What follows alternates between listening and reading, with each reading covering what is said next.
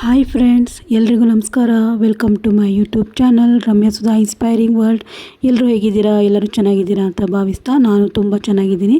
ನಿಮಗೆ ನನ್ನ ವೀಡಿಯೋಸ್ ಇಷ್ಟವಾದರೆ ಲೈಕ್ ಮಾಡಿ, ಸಬ್ಸ್ಕ್ರೈಬ್ ಮಾಡಿ, ಹಾಗೆ ನಿಮ್ಮ ಅನಿಸಿಕೆಗಳನ್ನ ಕಮೆಂಟ್ ಮೂಲಕ ತಿಳಿಸಿ. ಕಾಶಿಯಿಂದ ನಾವು ಬೆಳಗ್ಗೆನೇ ಹೊರಟು ಅಲ್ಲಿಂದ ಸೀತಾಮಾರಿ ಅನ್ನೋ ಒಂದು ಸ್ಥಳವನ್ನು ನೋಡಿಕೊಂಡು ನಂತರ ಪ್ರಯಾಗ್ರಾಜ್ಗೆ ಹೋಗಿ ಅಲ್ಲಿದ್ದ ಸ್ಥಳಗಳನ್ನು ನೋಡಿ ಅಲ್ಲಿ ತ್ರಿವೇಣಿ ಸಂಗಮದಲ್ಲಿ ಸ್ನಾನವನ್ನು ಮುಗಿಸಿ ಅಲ್ಲಿಂದ ನಾವು ಸಂಜೆ ಹೊರಟು ರಾತ್ರಿ ಸುಮಾರು ಒಂದು 9 ಗಂಟೆ ಅಷ್ಟರಲ್ಲಿ ಅಯೋಧ್ಯೆಯನ್ನು ತಲುಪಿದ್ವಿ. ಸೊ ರಾತ್ರಿ ಆಗಿದ್ದರಿಂದ ನಾವು 9 ಗಂಟೆ 9:30 ಆಗಿದ್ದರಿಂದ ರೂಮ್ ಮಾಡಿ ಸ್ಟೇ ಆದ್ವಿ. ಸೊ ಬೆಳಗ್ಗೆ ದೇವ್ರ ದರ್ಶನಕ್ಕೆ ಹೋಗೋಣ ಅಂಥೇಳಿ ನಾವು ಹೇಗಿದ್ದರೂ ದೇವಸ್ಥಾನ 9 ಗಂಟೆಗೆ ಕ್ಲೋಸ್ ಆಗಿರೋದ್ರಿಂದ ಸೊ ನಾವು ದೇವಸ್ಥಾನದ ಕಡೆ ಹೋಗಲಿಲ್ಲ.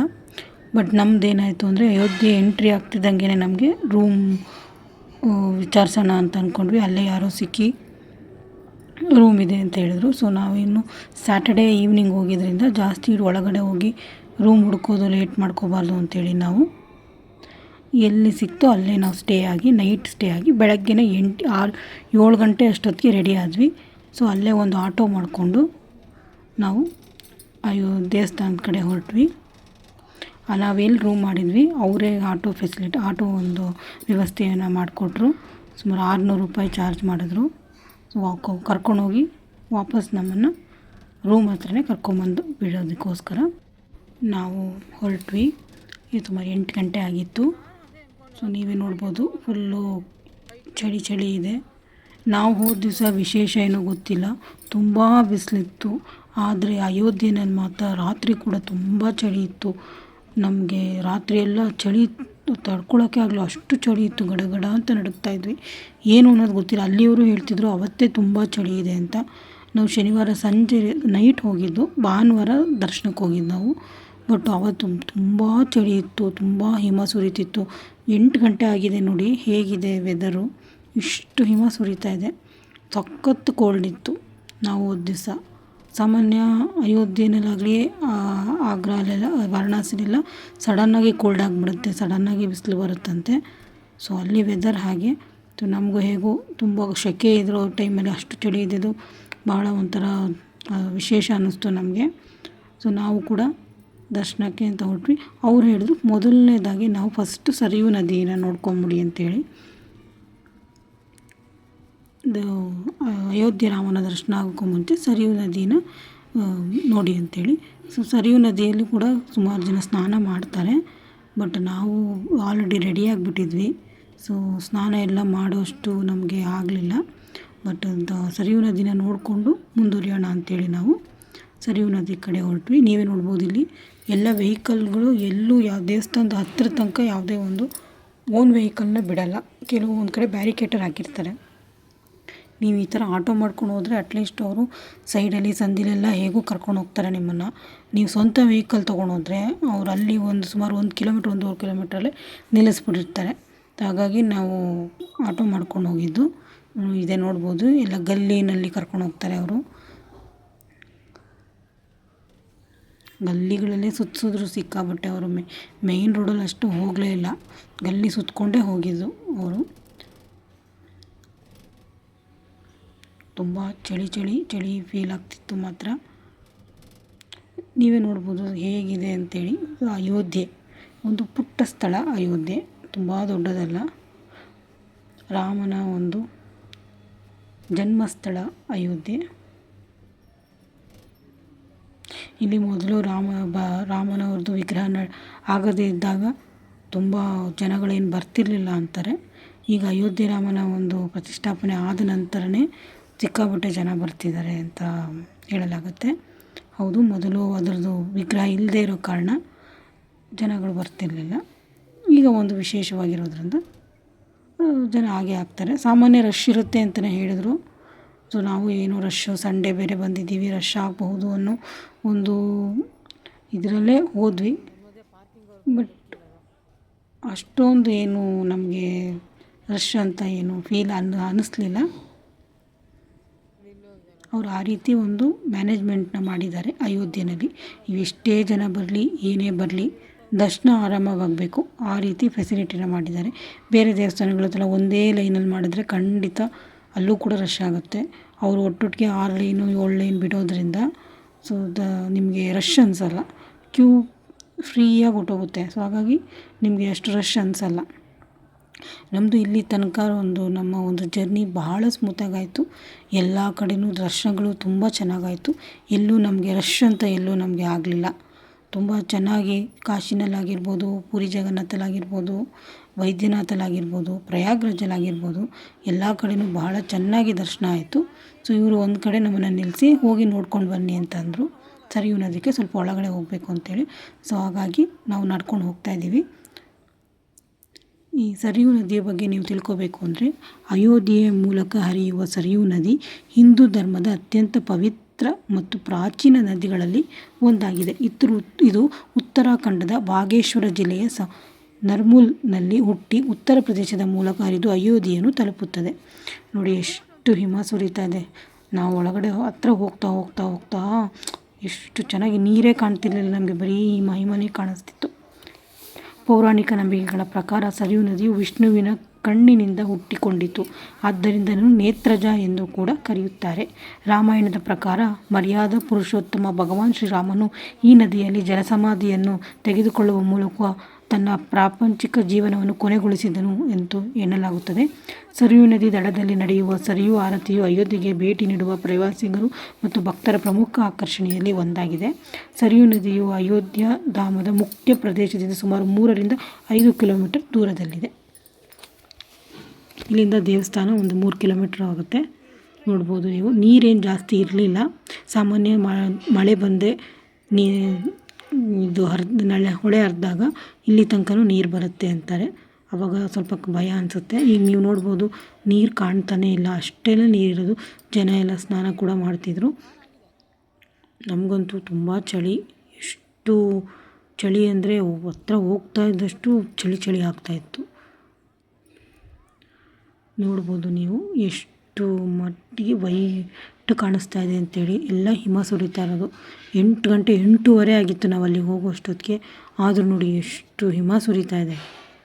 ನೀರಂತೂ ಜಾಸ್ತಿ ಇರಲಿಲ್ಲ. ಅಲ್ಲಿಯವರು ಜನನೂ ಅಂತಿದ್ರು ನೀರು ತುಂಬ ಕಡಿಮೆ ಇದೆ ಅಂತೇಳಿ. ನಾನು ಸಹ ಸ್ನಾನ ಮಾಡದಿದ್ರೂ ಪರವಾಗಿಲ್ಲ, ನೀರನ್ನು ಸ್ವಲ್ಪ ಪೋಷಣೆ ಮಾಡ್ಕೊಳ್ಳೋ ಅಂಥೇಳಿ ನಾನು ನೀರಿನ ಹತ್ರ ನದಿಯ ಒಳಗೆ ಇಳಿತಾ ಇದ್ದೆ. ಜಾಸ್ತಿ ಒಳಗಡೆ ಹೋಗಲಿಲ್ಲ.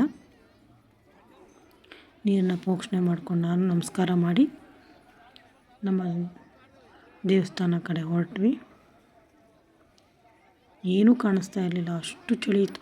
ಆ ಕೊರೆ ಚಳಿನಲ್ಲೂ ಜನ ಸ್ನಾನ ಮಾಡ್ತಿದ್ದೆ ನೋಡಿ. ನನಗೆ ಆಶ್ಚರ್ಯ ಆಯಿತು, ಇಷ್ಟು ಚಳಿ ಇದೆ ಆದರೂ ಮಾಡ್ತಿದ್ದಾರಲ್ಲ ಅಂಥೇಳಿ. ಸೂರ್ಯ ಹುಟ್ಟಿದರೂ ಕೂಡ ನಿಮಗೆ ಸೂರ್ಯ ಹುಟ್ಟಿದ್ದಾನೆ ಅನ್ನೋ ಫೀಲೇ ಆಗ್ತಿರ್ಲಿಲ್ಲ. ಅಷ್ಟು ಚಳಿ, ಅಷ್ಟು ಮೋಡ ಫೀಲ ನೋಡಿ. ಸೂರ್ಯ ಹುಟ್ಟಿದರೂ ನೋಡಿ ಹೇಗಿದೆ ಮೋಡ ಫೀಲು. ಸರಿ, ನಾವು ಸರಿಯೂ ನದಿನ ನೋಡಿಕೊಂಡು ದೇವಸ್ಥಾನ ಕಡೆ ಹೊರಟ್ವಿ. ನಮ್ಮ ಮಾವನವರಂತೂ ಭಾಳ ಖುಷಿಯಾಗಿದ್ದರು ಎಲ್ಲ ನೋಡ್ತಾ.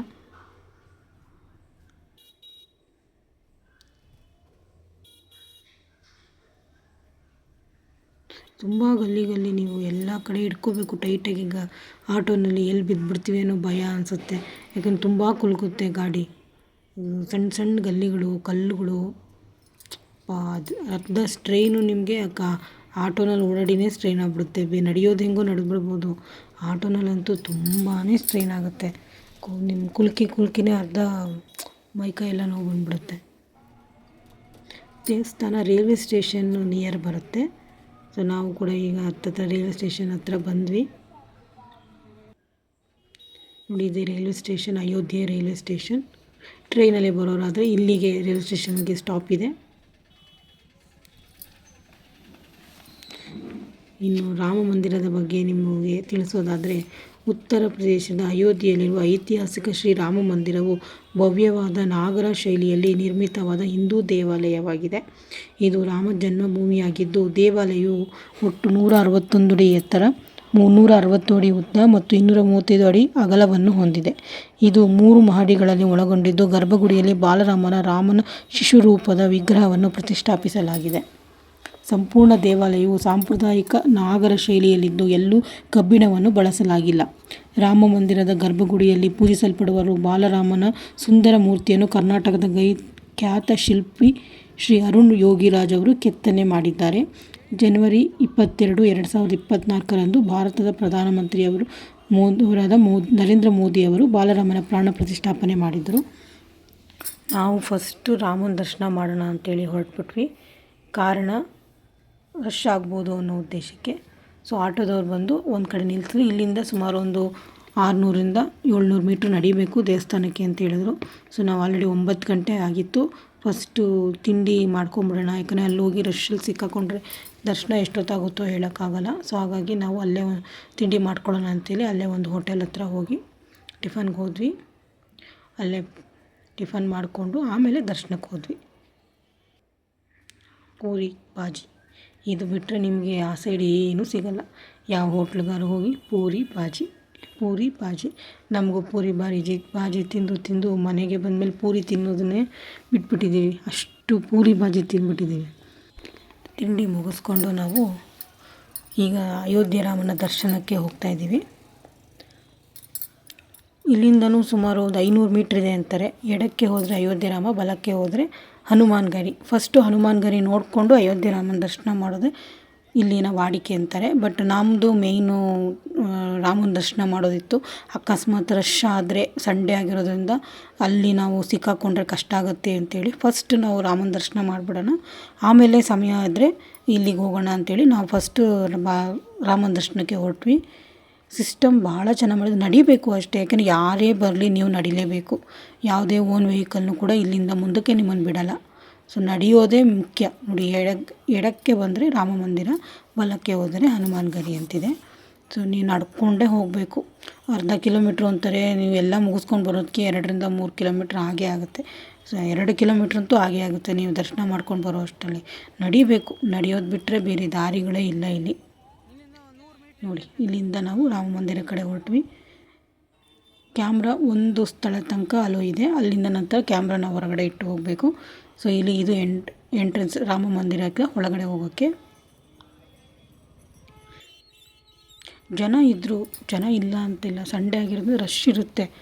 ಎಷ್ಟೇ ಜನ ಇದ್ದರೂ ಕೂಡ ನಿಮಗೆ ದರ್ಶನಕ್ಕೆ ಯಾವುದೇ ರೀತಿಯ ತೊಂದರೆ ಆಗಲ್ಲ. ನಾವು ಹೇಳಬೇಕು ಅಂದರೆ ಒಂದು ಒಳಗಡೆ ಎಂಟ್ರಿ ಆಗಿ ಒಂದು ಅರ್ಧ ಮುಕ್ಕಾಲು ಗಂಟೆ ದರ್ಶನ ಆಗೋಯ್ತು ನಮಗೆ. ಒಳಗಡೆ ಹೋಗೋದೇ ನಿಮಗೆ ಸಮಯ ತೊಗೊಳುತ್ತಷ್ಟೇ. ಒಳಗಡೆ ಹೋಗೋದಷ್ಟೇ ಸಮಯ. ಒಳಗಡೆ ಹೋದ್ಮೇಲೆ ನಿಮ್ಮ ದರ್ಶನ ಸಲೀಸಾಗಿ ಹೋಗುತ್ತೆ. ಎಲ್ಲೂ ನಿಂತ್ಕೊಳ್ಳಲ್ಲ ಕ್ಯೂ.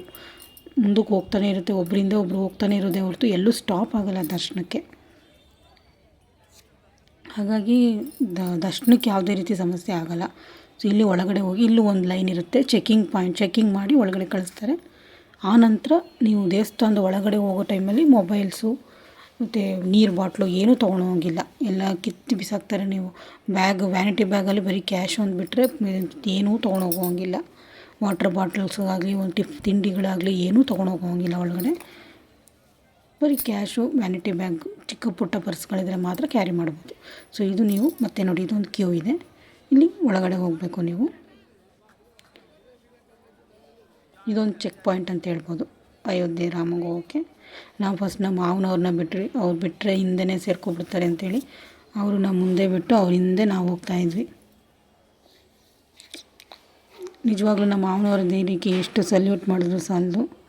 ಆಗಲ್ಲ ಅಂದರೆ ಬೇಡ ಮಾವ, ಒಂದು ಆರಾಮಾಗಿರಿ ಅಂದರೆ ಇಲ್ಲ ನಾನು ದರ್ಶನ ಮಾಡಲೇಬೇಕು, ಇಷ್ಟು ದೂರ ಬಂದಿದ್ದೀನಿ ಅಂತೇಳಿ ಪಾಪ ಎಲ್ಲ ಕಡೆನೂ ಅಷ್ಟು ಹಂಗೂ ನಾವು ವೀಲ್ ಚೇರ್ ಫೆಸಿಲಿಟಿ ಇದೆ ಅಂತ ಹೇಳಿದರು. ಅಲ್ಲಿ ವಿಚಾರಿಸಿದ್ವಿ, ಬಟ್ ನಮ್ಮ ಮಾವ ವೀಲ್ ಚೇರ್ ಕೂತ್ಕೊಳ್ಳಲ್ಲ ಅಂತ ಹಠ ಮಾಡಿದ್ರು. ಅವ್ರಿಗೆ ಅದು ಇಷ್ಟ ಆಗಲ್ಲ. ಎಷ್ಟೇ ಕಷ್ಟ ಆದರೂ ಸರಿ ಧೈರ್ಯವಾಗಿ ನಡ್ಕೊಂಡು ಹೋಗಿ ನಾನು ದರ್ಶನ ಮಾಡ್ತೀನಿ ಅಂತೇಳಿ ಅವರು ಕೂಡ ನಡ್ಕೊಂಡು ಬಂದರು. ವೀಲ್ ಚೇರ್ ನಾವು ಕೇಳ್ತೀವಿ ಅಂದರು ಬೇಡ ಅಂದರು. ಅನುಕೂಲ ಮಾಡಿದ್ದಾರೆ ವಯಸ್ಸಾದವ್ರಿಗೆ ವೀಲ್ ಚೇರ್ ಫೆಸಿಲಿಟಿನ ಈ ಕಡೆ ಎಂಟ್ರೆನ್ಸಲ್ಲಿ ಕೇಳಿ ತೊಗೋಬೋದು.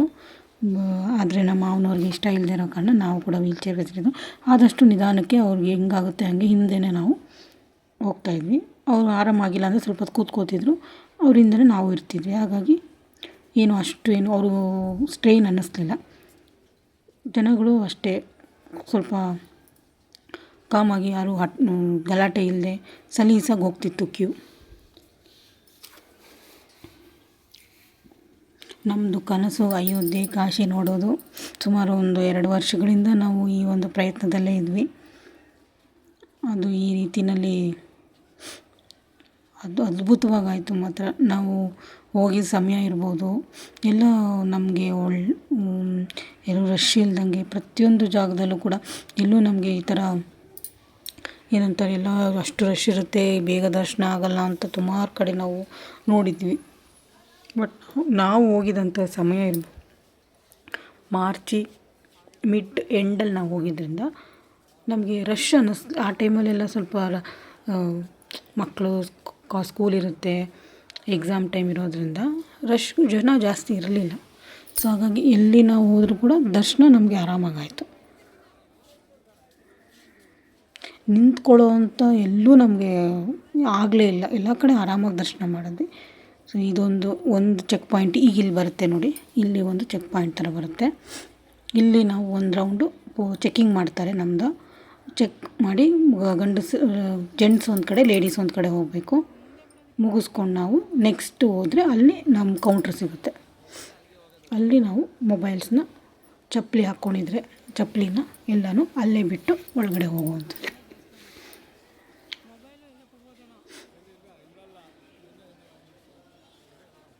ಅಯೋಧ್ಯೆ ಬಗ್ಗೆ ನಾವು ಟಿ ವಿನಲ್ಲಿ ನೋಡಿದ್ವಿ, ಪೇಪರಲ್ಲಿ ಓದಿದ್ವಿ, ಫೋಟೋದಲ್ಲಿ ನೋಡಿದ್ವಿ. ಅದನ್ನು ಆದರೆ ಕಣ್ಣು ತುಂಬ ಡೈರೆಕ್ಟಾಗಿ ನೋಡೋದಿದೆಯಲ್ಲ, ಆ ಕ್ಷಣ ಹೇಳಲಿಕ್ಕಾಗಲ್ಲ. ತುಂಬಾ ಅದ್ಭುತವಾಗಿತ್ತು ದೇವ್ರ ದರ್ಶನ ಮಾಡಿದಾಗ. ಹತ್ರ ಹೋಗ್ತಿದ್ದಂಗೆ ಬಾಲರಾಮನ ಎಷ್ಟು ಅದ್ಭುತವಾಗಿ ಕಾಣಿಸ್ತಾನೆ ಅಂದರೆ, ಆಮೇಲೆ ಒಂದು ಏನು ಕೆತ್ತನೆ ಮಾಡಿದ್ದಾರೆ ಬಾಲರಾಮ ದೇವಸ್ಥಾನವನ್ನು. ಇನ್ನೂ ವರ್ಕ್ ನಡೀತಾನೇ ಇದೆ ಒಳಗಡೆ, ಇನ್ನೂ ಕೆಲಸಗಳು ತುಂಬ ಇದೆ ಅವ್ರದ್ದು. ಅಲ್ಲೆಲ್ಲ ವರ್ಕ್ ನಡೀತಾ ಇರೋದ್ರಿಂದ ಓಡಾಡೋ ಜಾಗನೂ ಕೂಡ ಸ್ವಲ್ಪ ಆ ಕಡೆ ಈ ಕಡೆ ಮಾಡಿದ್ದಾರೆ. ಹಾಗಾಗಿ ವರ್ಕ್ ಇನ್ನೂ ತುಂಬ ಇದೆ. ಆದರೂ ಕೂಡ ಬಾಲರಾಮನ ದರ್ಶನ ಮಾತ್ರ ಬಹಳ ಚೆನ್ನಾಗಾಯಿತು. ಸುಮಾರು ಒಂದು ಅರ್ಧ ಗಂಟೆ ನಾವು ಒಳಗಡೆ ಹೋಗಿ ಅರ್ಧ ಗಂಟೆಲಿ ನಾವು ಹೊರಗಡೆ ಬಂದ್ವಿ. ನಡೆಯೋದೊಂದೇ ನಿಮಗೆ ಸ್ಟ್ರೈನ್ ಅಂತದೆ ಹೊರತು ದರ್ಶನಕ್ಕೆ ಖಂಡಿತ ರಶ್ ಇದ್ದಾಗ ಹೋದರೂ ಕೂಡ ಕ್ಯೂ ಸಲೀಸಾಗಿ ಹೋಗುತ್ತೆ.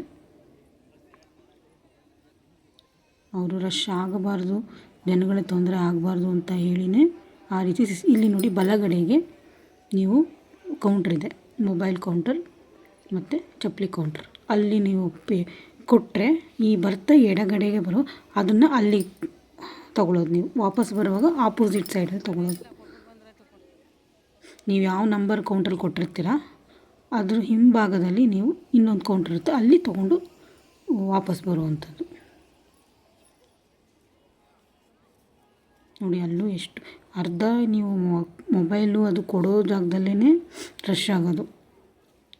ಅಲ್ಲೇ ಟೈಮ್ ಜಾಸ್ತಿ ಕೊಡೋದು ಮತ್ತು ಇಸ್ಕೊಳ್ಳೋದ್ರಲ್ಲೇ ಟೈಮ್ ಆಗುತ್ತೆ ಹೊರತು ಯಾವುದೇ ₹1 ಚಾರ್ಜ್ ಇಲ್ಲ. ನೋಡಿ ನಾವು ಅಲ್ಲಿ ಕೊಟ್ವಿ, ಇಲ್ಲಿ ಕೌಂಟ್ರ್ ಹತ್ರ ಬಂದು ಇಲ್ಲಿ ಕಲೆಕ್ಟ್ ಮಾಡ್ಕೊಂಡ್ವಿ. ಒಳಗಡೆ ದರ್ಶನ ಮುಗಿಸ್ಕೊಂಡು ಬಂದ್ವಿ.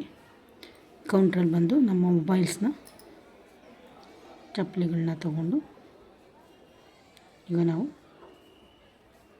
ಹನುಮಾನ್ ಗರಿ ಕಡೆ ಹೊರಟ್ವಿ.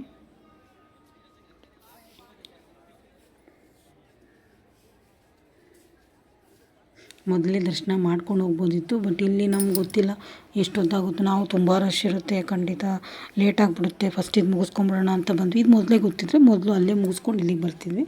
ಸೊ ಹಾಗಾಗಿ ಇಲ್ಲಿ ಮುಗಿಸ್ಕೊಂಡು ಈಗ ನಾವು ಹನುಮಾನ್ ಗರಿ ಕಡೆ ಹೊರಟು. ಹನುಮಾನ್ ಗರಿಗೂ ಅಷ್ಟೇ ನಡಿಬೇಕು, ಸುಮಾರು ಒಂದು ಅರ್ಧ ಕಿಲೋಮೀಟ್ರ್ 3/4 ಕಿಲೋಮೀಟ್ರ್ ನಡಿಲೇಬೇಕು. ಇಲ್ಲಿ ಪ್ರಸಾದ ಕೊಡ್ತಿದ್ರು, ಒಂದು ಜ್ಯೂಸು ಸಿಹಿ ಪೊಂಗಲ್ ಥರ ಕೊಡ್ತಿದ್ರು. ಇದಕ್ಕೆ ತುಂಬ ರಶ್ ಇತ್ತು. ಸೊ ನಾವು ಹಾಗಾಗಿ ರಶ್ಶಲ್ಲಿ ಹೋಗೋದು ಭಾಳ ಕಷ್ಟ ಅಂದ್ಬಿಟ್ಟು ನಾವು ಕ್ಯೂನಲ್ಲಿ ಹೋಗಲಿಲ್ಲ. ಅಲ್ಲಿ ದೂರದಲ್ಲಿ ನೋಡ್ಕೊಂಡು ನಮಸ್ಕಾರ ಹಾಕ್ಕೊಂಡು ಮುಂದಕ್ಕೆ ಬಂದ್ವಿ. ಪ್ರಸಾದ ಅಂತ ಹೋದರೆ ಅದೇ ನಿಮ್ಗೆ ಅರ್ಧ 3/4 ಗಂಟೆ 1 ಅವರ್ ಹಿಡಿಯುತ್ತೆ. ಸೊ ನಾವು ನೆಕ್ಸ್ಟ್ ಮುಂದಕ್ಕೆ ಹೋಗೋ ಬೇರೆ ಪ್ಲೇಸ್ಗೆ ಹೋಗೋ ನಮ್ಮದು ಪ್ರೋಗ್ರಾಮ್ ಇದ್ದಿದ್ದರಿಂದ ಇಲ್ಲೇ ಟೈಮ್ ಆಗಿಬಿಡುತ್ತೆ ಅಂಥೇಳಿ ನಾವು ಆ ಕಡೆ ಹೋಗಲಿಲ್ಲ. ಪ್ರಸಾದ ಮಾತ್ರ ಎಷ್ಟು ಜನ ಬಂದರೂ ಒಂದು ಜ್ಯೂಸ್ ಬಾಟಲು, ಒಂದು ORS ಥರ ಜ್ಯೂಸ್ ಒಂದು ಪ್ಯಾಕೆಟ್, ಒಂದು ಪ್ರಸಾದ, ಇಷ್ಟು ಅಲ್ಲಿ ಸಪ್ಲೈ ಮಾಡ್ತಾರೆ ಜನಗಳಿಗೆ. ಸೊ ನಾವು ಅಲ್ಲಿಂದ ಹನುಮಾನ್ ಗರಿ ಕಡೆ ಹೊರಟ್ವಿ. ಹನುಮಾನ್ ಗರಿಗೆ ಹೊರಟು ಇನ್ನು ಸ್ವಲ್ಪ ಮುಂದೆ ಹೋದರೆ ನಿಮಗೆ ಥರ ಅಲ್ಲಿಯವರೇ ಒಂದು ಗಾಡಿ ಮಾಡಿದ್ದಾರೆ, ಆಟೋ, ಸ್ವಲ್ಪ ದೊಡ್ಡ ಆಟೋ ಟೈಪು. ಅದರಲ್ಲಿ ನಿಮಗೆ ₹20, ಒಬ್ಬರಿಗೆ ₹20 ತೊಗೋತಾರೆ. ಅಲ್ಲಿಂದ ಹನುಮಾನ್ ಗರಿ ಎಂಟ್ರೆನ್ಸ್ ತನಕ ಬಿಡ್ತಾರೆ. ಮತ್ತು ಅಲ್ಲಿಂದನೂ ಒಂದು 200 ಮೀಟ್ರಷ್ಟು ನಡಿಲೇಬೇಕು ನೀವು, ನಡೀದೇ ಇರೋದೇನಿಲ್ಲ, ಅಲ್ಲಿಗೆ ಬಿಡ್ತಾರೆ ಅಷ್ಟೇ. ಅಲ್ಲಿನೂ ನಿಜ ಹೇಳಬೇಕು ಅಂದರೆ ರಾಮನ ದರ್ಶನಕ್ಕೆ ನಿಮಗೆ ಅಷ್ಟು ರಶ್ ಅಂತಿಲ್ಲ, ಅಷ್ಟು ರಶ್ ಇತ್ತು ನಿಮಗೆ ಹನುಮಾನ್ ಗರಿಗೆ. ನಮ್ಮ ಮನೆಯಲ್ಲಿ ಯಾರ ಕೈಲೂ ದರ್ಶನ ಕಷ್ಟ ಆಗುತ್ತೆ ಅಂದ್ಕೊಂಡ್ವಿ ನಾವು. ನಮ್ಮ ಮಾವನವ್ರ ಕೈಲಿ ಆಗಲ್ಲ ಅಂತಿಲ್ಲ, ಅವ್ರನ್ನ ಒಂದು ಕಡೆ ಕೂರಿಸಿ ನಾವು ಅಷ್ಟೇ ಹೋಗಿ ದರ್ಶನ ಮಾಡ್ಕೊಂಡು ಬಂದ್ವಿ. ತುಂಬ ರಶ್ ಇತ್ತು, ಅಲ್ಲೇ ನಮಗೆ ತುಂಬ ಟೈಮ್ ಆಗೋಯಿತು. ಸೊ ಹಾಗಾಗಿ ಹನುಮಾನ್ ಗರಿ ದರ್ಶನ ಮುಗಿಸ್ಕೊಂಡು ನಾವು ಮುಂದೆ ನಾವು ಎಲ್ಲಿ ಹೋಗಬೇಕು ಅಲ್ಲಿಗೆ ಹೋಗೋ ಪ್ಲ್ಯಾನಲ್ಲಿ ಇದ್ದಿದ್ದರಿಂದ ನಾವು ಬೇಗ ಕೆಲಸಗಳನ್ನ ಮುಗಿಸ್ಕೊಂಡ್ವಿ. ಸೊ ಹಾಗಾಗಿ ಇದು ಹನುಮಾನ್ ಗರಿ ಕಡೆ ಹೋಗ್ತಿರೋದು. ಇಲ್ಲೆಲ್ಲ ನೀವು ಶಾಪಿಂಗ್ ಪಾಯಿಂಟು ಏನಾದ್ರು ತೊಗೊಳ್ಳೋವಂಥದ್ದಿದ್ರೆ ಎಲ್ಲ ಈ ರೋಡಲ್ಲೇ ಇಟ್ಕೊಂಡಿರ್ತಾರೆ. ಒಂದೇ ರೋಡು, ಈಗ ಹೇಳಿದ್ನಲ್ಲ ಆವಾಗಲೇ ಸ್ಟಾರ್ಟಿಂಗಲ್ಲಿ, ಲೆಫ್ಟಿಗೆ ಹೋದರೆ ರಾಮ ಮಂದಿರ, ರೈಟಿಗೆ ಹೋದರೆ ನಿಮಗೆ ಹನುಮಾನ್ ಗರಿ ಸಿಗುತ್ತೆ. ಅದು ಅದೇ ರೋಡಿದು.